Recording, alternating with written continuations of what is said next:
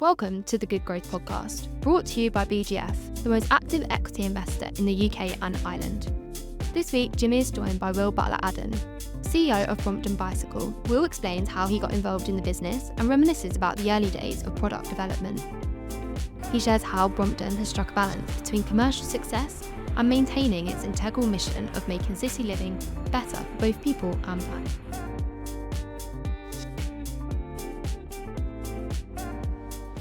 Will, welcome to the BGF Good Growth Podcast. Can you tell us how you ended up at Brompton Bicycle?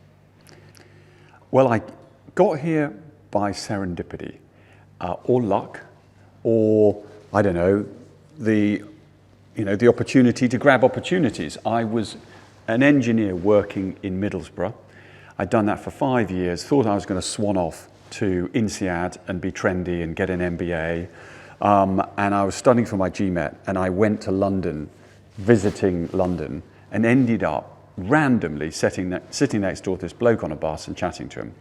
And the random bloke I was sitting next door to had been to university with the inventor of the Brompton. Before we knew it, when he found out I was an engineer, he said, "Oh, this friend of mine, he's making these bikes. He desperately needs some help. You should help him." Literally as sort of random as that. And, you could have possibly then just sort of said, "Okay, cheers, mate," and it's, back up to Middlesbrough. But I thought, yeah, it sounds interesting. London's cool. So I took his details. We got in touch. And about 2 months later, I was standing outside some random factory, meeting an eccentric inventor. And that's where it all started.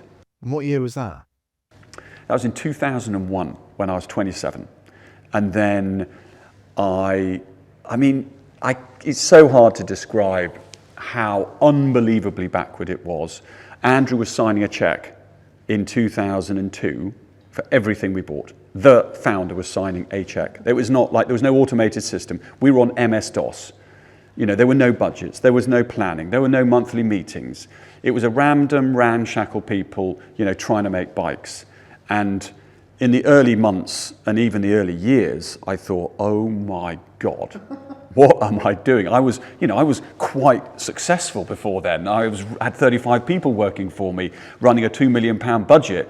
There weren't even 35 people in the whole company, and we weren't turning over £2 million. So it was a bit of an adventure, but that's how things happen. And I never looked back. So we managed to grow the business. So when I joined, we were 1.7 million. And we grew the business turnover. Yeah, we grew the business from 1.7 million to 130 million, self-funded, no external capital. And that requires a clear focus on the great absolute, on every business entrepreneur's wall, turnover is vanity, profit is sanity, cash is queen. People get so caught up in the top vanity and they forget about the others. If you're going to grow your business out of cash, you've got to create EBITDA. And we did that. But two things occurred and made us do something we'd never done before. And you have to keep doing things you've never done before. You can't just be stuck in a rut.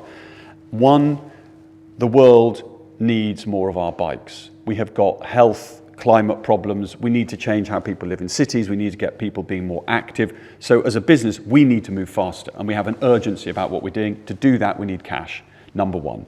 And number two, our world, having been through COVID, having been through Brexit, having been through, these once in a generation events all stacked up against each other, I just thought, now's the time to strengthen our balance sheet and just have a bit more cash to give us a bit more security. So on that basis, we thought, right, let's see if we can raise some capital to just secure us, not to go on some massive spending spree and just sort of go la-di-da, here we go, but just to be solid and secure and give us that, in some respects, comfort blanket to be more ambitious and to stick with a plan. And how has it been having BGF as an investor? Because obviously, if you've gone for that long, you've basically gone 20 years, self-funding, etc. It must have been quite a mindset shift to think, okay, that's why it took us quite a long time, the flirtatious, going out period took quite a long time because we are old school. Yeah. And actually, what we didn't want was some, swaggering, investor, saying, hi guys, I've arrived, and I'm going to do this, this and this, and tell you what to do, and I've got the this and the that. And what we really wanted is somebody who believed in us, in what we'd actually done, not to come in and completely upset the apple cart and start dragging us in a completely different direction. We're not stupid, and we see in the portfolio and experience of BGF a whole bucket load of things we can learn from, because there are lots of businesses that have been through some of the challenges we're going through. And what is the mission of Brompton now? Well, the mission is what it's always been. And I really think, the mission I think is a little bit overused, but our aim is to bring a bit of freedom and happiness to cities. So our actual formal mission is to create urban freedom for happier lives. But we have screwed up with capitalism, period. Capitalism has driven a destruction of the planet for the gain of a relatively small number of quite well-off people. And the idea that business is about shareholder value at the cost of everything else is entirely unacceptable. And that is wrong and shouldn't continue. If you want to go to your grave with any pride, you need to do so by, of course, generating profits to have a more positive impact on people and planet.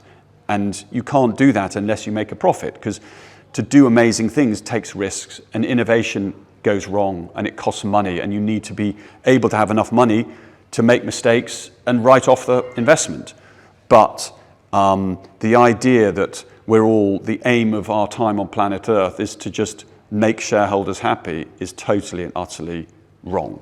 And we're paying the price for that. And we're actually feeling it in our lives with global warming, the destruction of the environment, and even in cities, which is where we're mostly focused.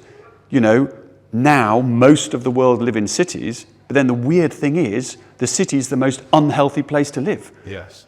Obesity, mental health, air quality. What a bad idea. Who came up with that? Well, the capitalists did, because they want cars, and they want to sell more cars, and they want us to get more cars we don't need.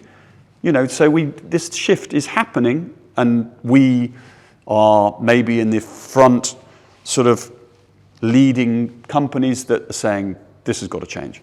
There is this complete misnomer that if you care, then you're some company that's going to bumble along, and aren't they cute? And, they're cuddling the teddy bears, but they're never going to do much in the world.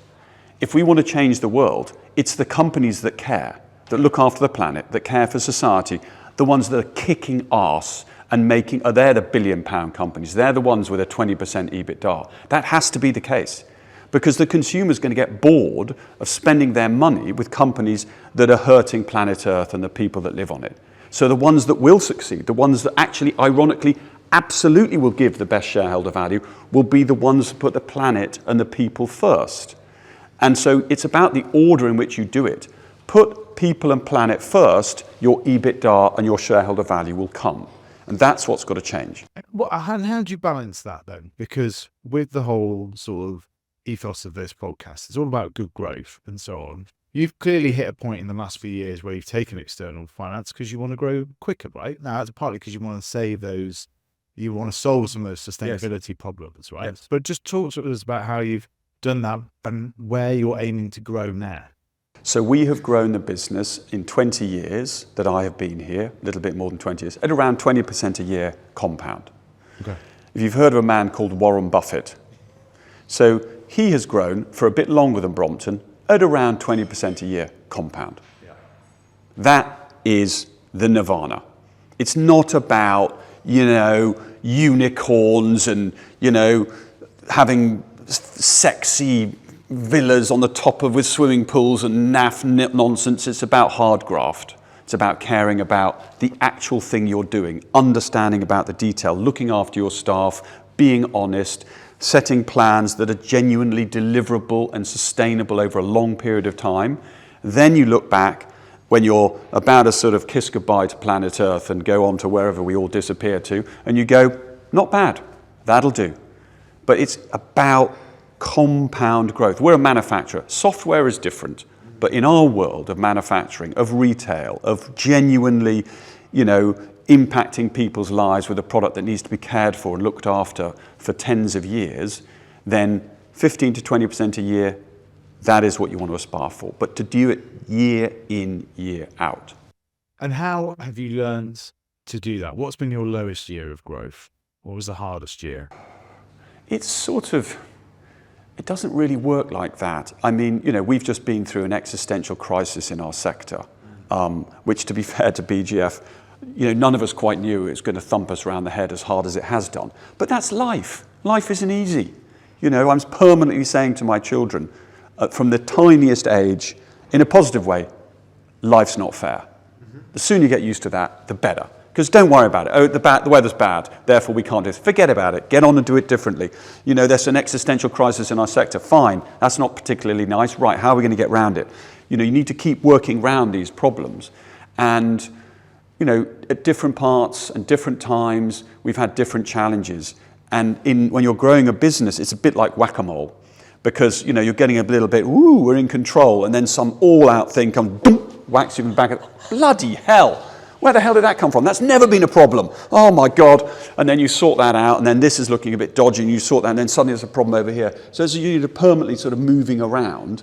And if the business has got a long enough view, there is never a complete crisis. Yeah. There's today's challenge that we have to deal with, but fundamentally, we are on solid ground, and we're not betting the farm. I'm all for taking risk. I'm a massive pile in there, but it's calculated risk, and you're not putting all your chips on the table. You are expanding particularly to 4 or 5 countries. Why have you picked those 4 or 5? How is it going? So, we've been sort of patted on the back as being this great export. Well done Brompton, exporting like 75% of our bikes. And then about 5 years ago, the classic sort of Bath moment. You stand back and go, but actually, that's rubbish. We're not doing a good job. We're still selling 25% of our bikes in the UK. Well, the UK has only got 60 million people. The last time I looked, the planet Earth's got about 8 to 9 billion people. And of those 8 or 9 billion people, probably about 2.5 billion can buy a Brompton. Yeah. So if you just do the maths, there is no way the UK should be our biggest market. That's a reflection of us not being sufficiently international and engaging on an international stage. So we then set about saying, okay, so which countries could be bigger than the UK? And you start looking at population, average earnings, cycling infrastructure, weather, all these different elements. And the 3 countries that came out were China, Germany, and the US. And then what we decided to do was take a bit of a risk and start breaking out those countries and giving them autonomy, setting up an independent board with real calibre of leadership, independent NED, independent P&L, and allowing them to set their own destiny and to be the customer to us, the central team, to give them what they actually need rather than what we thought they need to grow their business. And we didn't know what was going to happen. We wouldn't have been able to bet which was the first of those to be bigger than the UK, because they all should be. Yeah.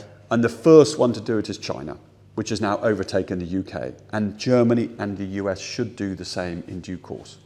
And how's it been selling a British brand in those markets? An iconic British brand?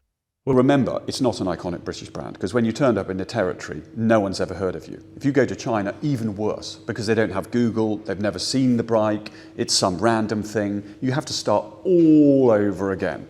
And it might be iconic in London, but if I went up to Burnley, or if I went to even, Liverpool, the Brompton isn't iconic. So that is one of the big mistakes you make, because you're surrounded by, everybody loves us, and then you think somehow you can swing into your next territory and think it'll be the same. It's not. You've got to be humble, you've got to start from scratch, and it is patience. There's a great quote from an American industrialist, and he said it takes 20 years to become an overnight success. And that absolutely epitomizes what happened in China. We went into China, 50 grand, 3 of us, investment, us, a lovely chap called Ben and another guy called Thomas. Thomas was a cool dude in China. Ben was our Taiwanese distributor. 50 grand is all we put in.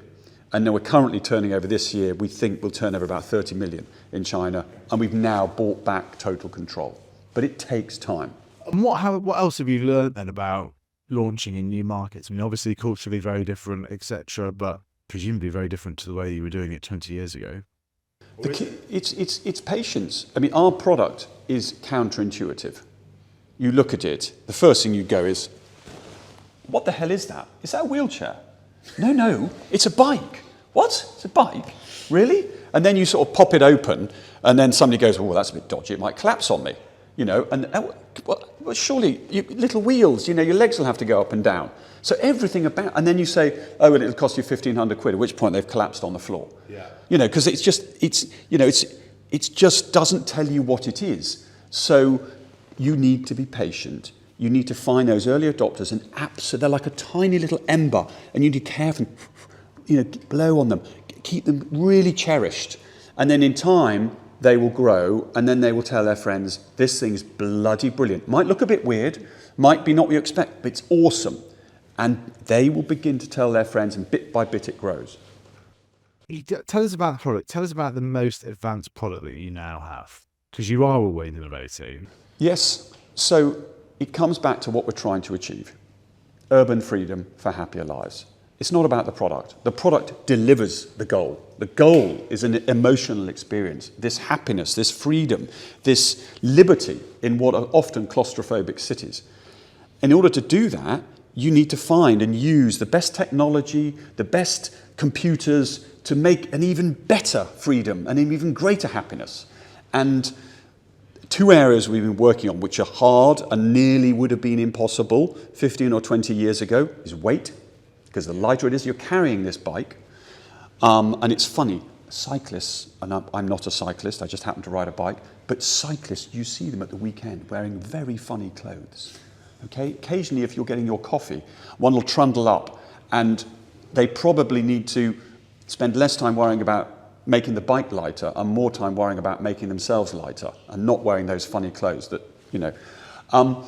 But so for bikes, like cyclist bikes, people think they want a light bike, but they don't need a light bike because they then get on the bike. Yes. So the total package, it's really irrelevant. They're better to go on a diet. Brompton is different. The reason Brompton weight matters with our bike is because we carry it on the end of our arm. Yeah. It's not when you're riding it. It doesn't matter what it weighs because you're the far bigger part of that weight. But on the end of your arm, it really matters. And the other one is electric. There has been a transformation in battery and motor technology, allowing us to make bikes electrified, which effectively makes cities flat, which means you don't sweat. That is incredibly alluring. But those early bikes were big, bulky, and heavy. So trying to take that tech and make it small, compact, and light is very difficult. So those two areas have been a huge area of innovation inside our business. We spent 4 years with Williams F1 developing the electric drive, and that was 7-8 years ago. And we're on probably a 15-year journey developing our latest bike, which is the T-Line, which is a complete and utter work of art. Titanium carbon combination made up in Sheffield, the titanium bits assembled down here. And were it not for 3D printing, incredibly powerful finite element analysis, and a whole shed load of other advancements, these products wouldn't exist today. And what was can you remember the weight of the bike when you started to what it is now, your most advanced one? So, I mean, I would have said the average, well, the lightest bike we made was probably around 12.5 kilos when I started, and you can now buy a T-Line at under 7.5. And that isn't a sort of, you know, completely stripped down, virtually unusable product. That is a real usable product. We have customers around the world who take what we've got and then go completely bonkers and spend another £4,000 every knick-knack, every thing, and they get it down to like less than 5 kilos, you know, and they can be balmy on it. But what we're trying to do is create a useful tool for the majority. And then our customers if they want to, can go as mad as they like, which is wonderful. How many Bromptons have you sold now? So if we went out that door, dunk, there, into the factory, you would look on our frame, because every bike we've ever made has got a unique frame number. We're on about 1,160,000. So we busted the million at the end of 2023. That was a real achievement. Yeah. And it's funny, in our HR policy at Brompton, it says Brompton does not employ egos. So if you're an ego, you're probably not going to work with us. We like modesty. But once we built our millionth bike, we believe it's time to be a bit more loud. Yeah. We feel we've got enough credibility now to be able to talk to governments, to talk to the world and say, look, we do need to change how we go about doing things. And we've been around for nearly 50 years and we can help and we can bring, thought leadership and insight into better living in our cities around the world. So the company's now been around 50 years. What does the next 50 years look like? And what do you think the future of the city looks like? So we are, I would say, probably in human years, we're probably about 17. We're still a teenager. Yeah. We really are. And we're slightly more mature. I mean, there was a period where we were like 15. We thought we were 25 and we didn't really know what we were doing. We slightly moved on a bit from that. So we have a long, long way to go. And that's reflected in the impact we've had in cities. Most cities are dominated in terms of space, thinking with the square metal box. And that needs to change. So what will cities look like? If we don't want to have an existential health crisis globally, we need to make cities active, clean, wonderful, glorious places to live. They are not today. I was in Brussels yesterday. The statistics out of Brussels is that for people who live in Brussels, they are giving up 5 years of their life expectancy by living in that city. 5 years of your life to live in a city because the air quality is so bad. And we accept that. We think that's fine. It is not fine. And it cannot continue. So how we live in our cities will and has to change from a health perspective, but also from a carbon perspective. The biggest emissions that are created on planet Earth come from our cities as a result of transport and consumption. That needs to change. So exactly how? I don't know. And I've tried to do business plans for Brompton for 20 years. They've never gone according to plan. Life does not go according to plan. But the destination is clear. How long it takes and how we get there, I'm not that clear. But we are on it, and we are pretty nimble, and we will be doing everything we can to get us there as fast as we can. How do you keep yourself motivated on this journey? I just chat to our customers. And if I get bored, I get on a bike. I mean, I cycled across Brussels yesterday. I never get bored. I was I'm not lost. I didn't even know Brussels. I don't know it well enough to know where I am. So I have to stick my, Google how to get across Brussels thing. It's just glorious. I'm on my bike. I've got my little rucksack on because I've been traveling for a few days. I've got my front pannier, and I'm just cutting through the city, and I feel great. And I'm not worrying about stuff, and I'm liberated. And then I see a few little customers whizzing about on their bikes, and they see me as some random other person pedaling past, and it makes me smile. And then when you really spend time with our customers, this funny little bike that Andrew invented has changed their life. And there are so many businesses that purport to do that, that spend millions of pounds telling us how this amazing product's going to make you this, that, and the other, and mostly it's overrated tosh. Whereas this bike changes lives, and I know it to be true. So, and we've done enough for me to know it can impact a city. London has been shifted. How people live in London has been shifted by this bike. You only have to spend time in the city. The same in Barcelona, a little bit in New York, but we've hardly started. And the innovation that's coming down the track, the ability for us to make even more cool products with even more ability to make someone's life better is just so exciting that, there's a lot more for us to be getting on with. And I'm occasionally I can't be asked to get out of bed, but most mornings I can't wait to get out of bed. I'm glad to admit that happens sometimes, though. And what does the next 5 years look like? I came here for the first time 6 years ago and almost killed myself on the first electric bike coming out of the car park here. It was so quick. But what does the next 5 years look like? What excites you now? So we're growing up. Like I said, I'd like to think we are a self-confident, capable, well-presented 25-year-old. Not a slightly insecure and not all completely formed 17-year-old.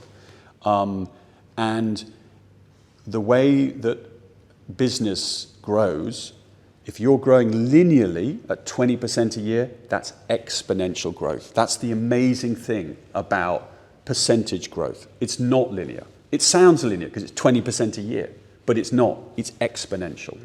So our capability in line with that 20% a year top line growth delivers exponential capability to do cooler stuff. And what we need to do in the cooler stuff department is become more autonomous, by having more independent, self-managed capability across this company. And in many respects, allow the talent that we've recruited, of which there is awesome talent, to have more confidence to just take what we've got and run with it. And as you become more confident as an organisation, you allow more autonomy in your organisation to allow people to just get on with it, and it becomes a self-fulfilling prophecy. How many people are you now? So we're just over 800. So it's a lot. And how many of them based here? About 650, maybe a bit less than that actually now. And have you ever been tempted to put manufacturing offshore it away from the UK? So our mission is to create urban freedom for happier lives. Now, it's not to make bikes in London. That's not our mission. The reason we do that is because we believe it gives us the best chances to deliver what we come to work every day for. Now, why is that?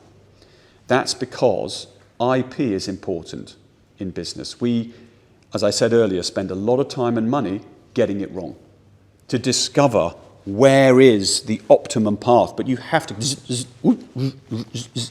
and it's expensive. And making this bike is difficult. If you get it wrong, you'll hurt people. It's not like, someone copies a Rolex or copies a Louis Vuitton handbag, looks pretty similar, 3 years later it breaks. Oh dear. Someone copies a Brompton and it breaks in 3 years and you smash your front teeth out and you break your pelvis. It is not funny. This is a serious business.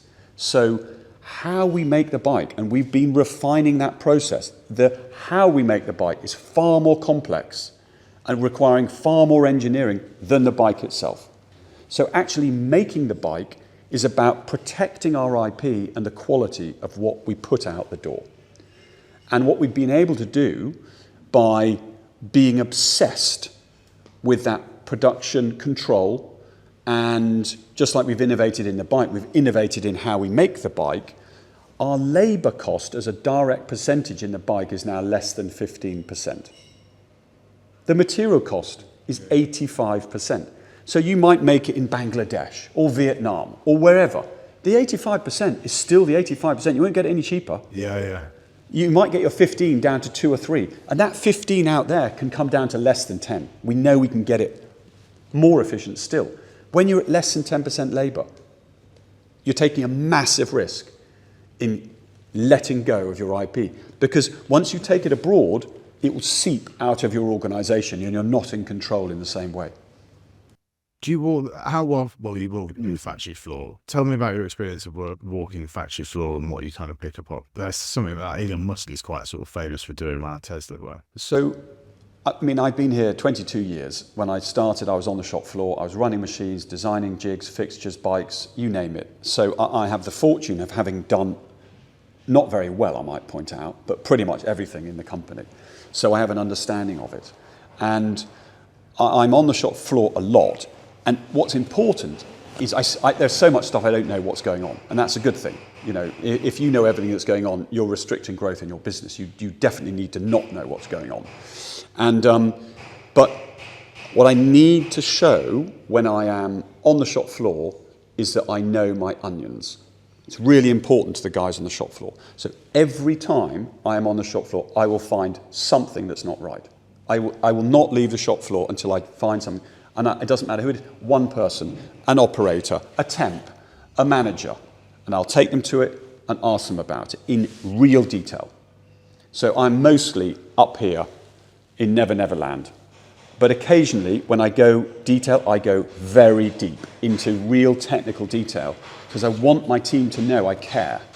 And the way to make an amazing product or service is care about the detail. And if the person at the top doesn't care, then no one else cares. But if I go on the shop floor, every time people go, oh, you wouldn't believe it.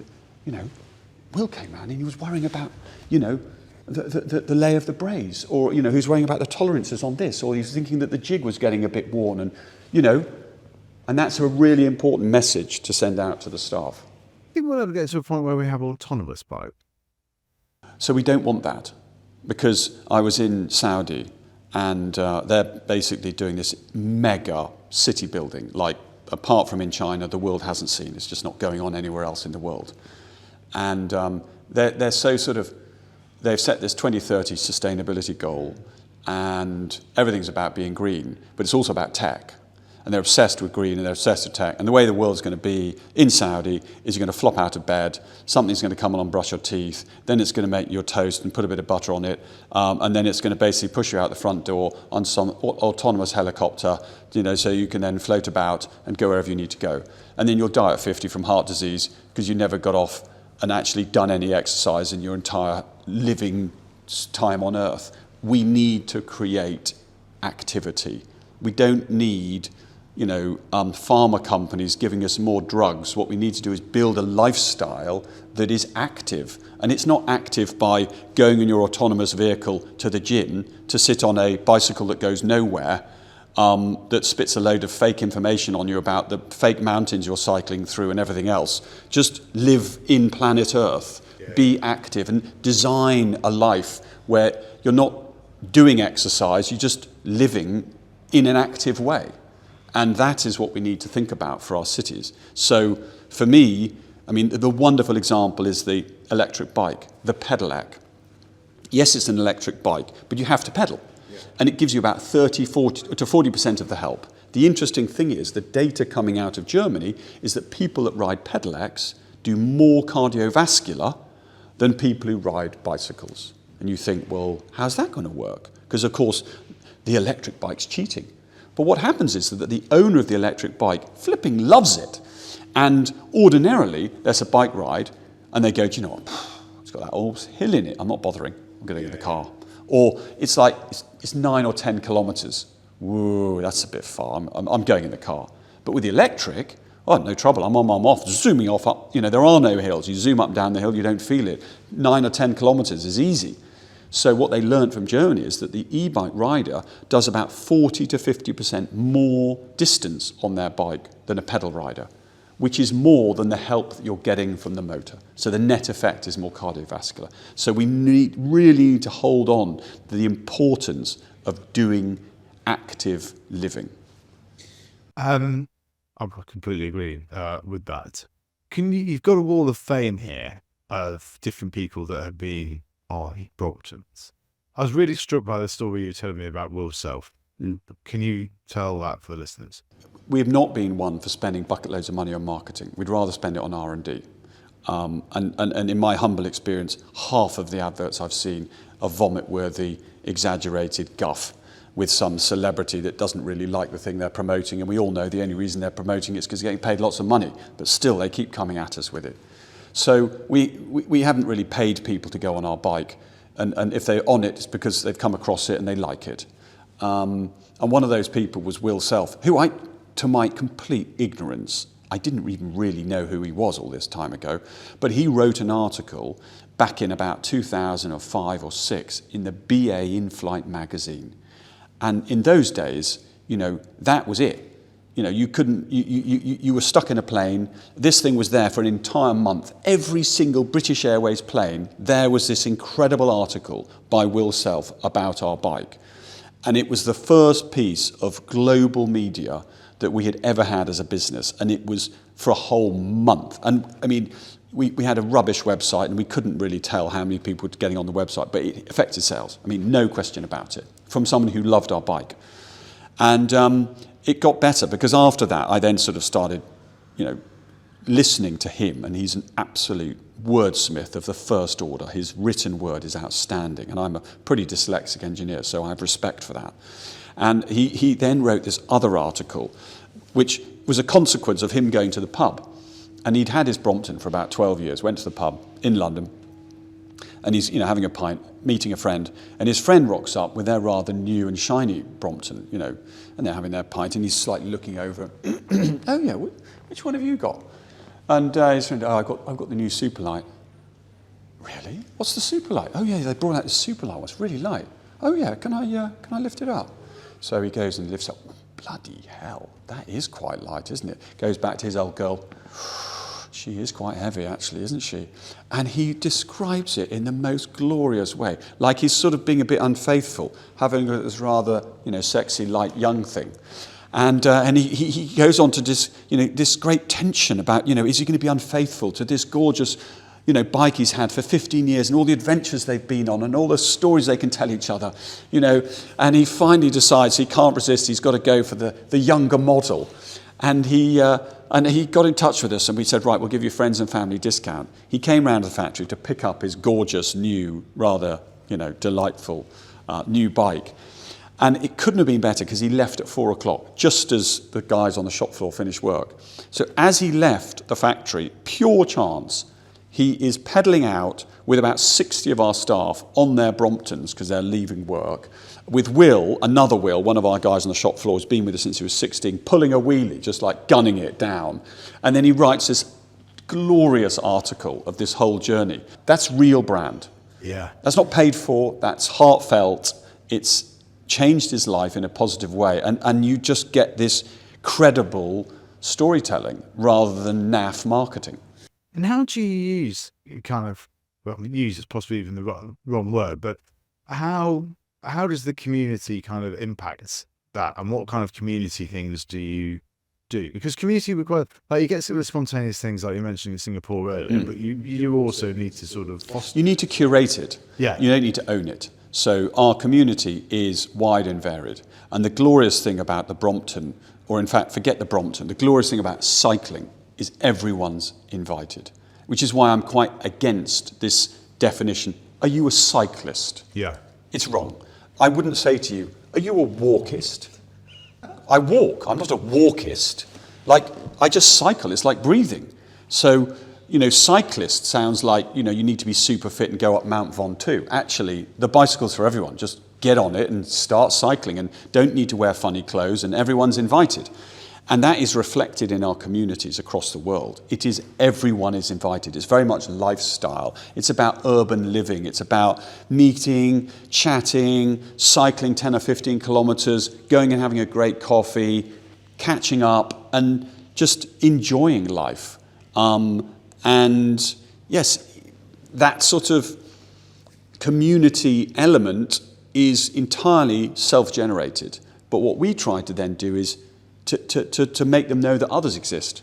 Because if you come from Singapore to London and you get in touch with the London Brompton Club and you've never been to London before, they will take you for a ride. I mean, literally, they'll meet up, 2 or 3 of them, and they'll take you for a ride and take you to one of the best pubs in London, or whatever it happens to be. And similarly, if you go to Barcelona. And then we do our events. We've got our world championships, and we've got races around the world, and the male and female winners come to London. It's a Le Mans start, no lycra, jacket and tie, racing. And we just try and have fun and allow people to realise that when they join this weird world of Brompton, it's about fun and this freedom and happiness of urban living.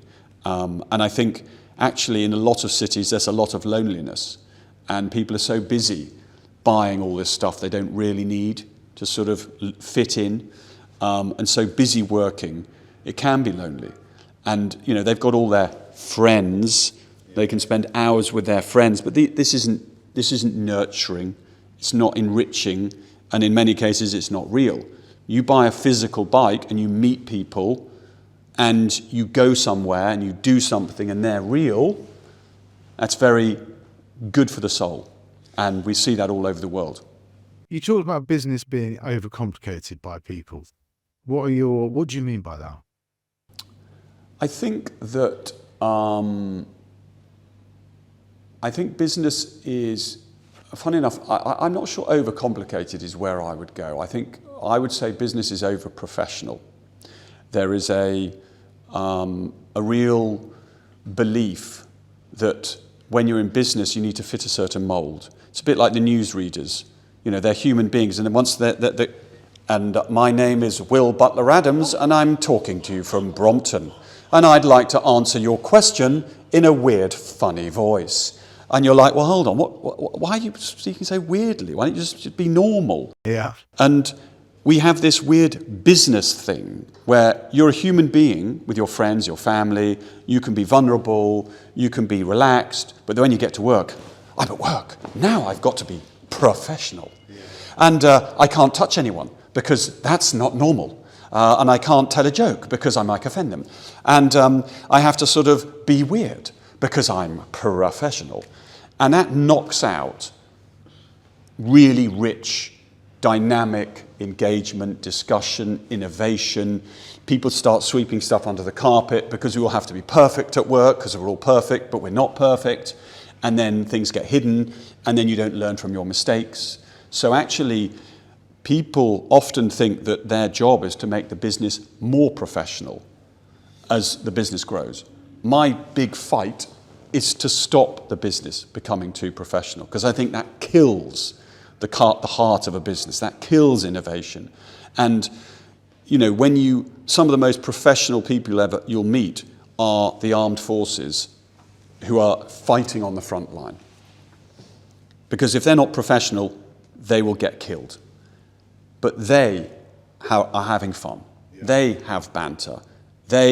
Just because you're having fun and you're being natural and yourself, it doesn't mean you're not serious. You can be deadly serious, but still do it in a way that is fun. And that is something that I think needs to be brought into more businesses. Completely agree. Business throughout the boring bits. Thank you very much, Will, for being on the BGF Good Growth podcast. My pleasure.